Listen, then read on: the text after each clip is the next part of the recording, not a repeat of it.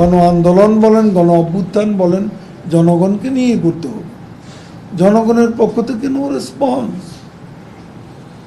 কাজে তাদের এখন সহিংসতা করে এই আদালত প্রাঙ্গণে, আদালতের ভেতরেও তারা যে হট্টগোল সৃষ্টি করেছে, এটাই এখন তাদের রাজনীতি। তারা এখন বিশৃঙ্খলা সৃষ্টি করবে, দ্রব্যমূল্য অস্বাভাবিক করার জন্য।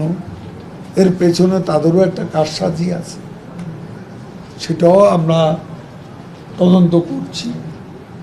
এখানে যে তারা নীরব আছে তা না, তারা প্রত্যেকটা ঘটনা উস্কানি দিচ্ছে, মদত দিচ্ছে, ইন্ধন যোগাচ্ছে।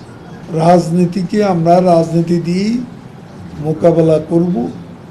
তবে রাজনীতিতে আজকে আন্দোলনের নামে তারা যদি নৈরাজ্য সৃষ্টি করতে চায়, তার সমুচিত জবাব, দাঁত ভাঙ্গা জবাব আমাদের দিতেই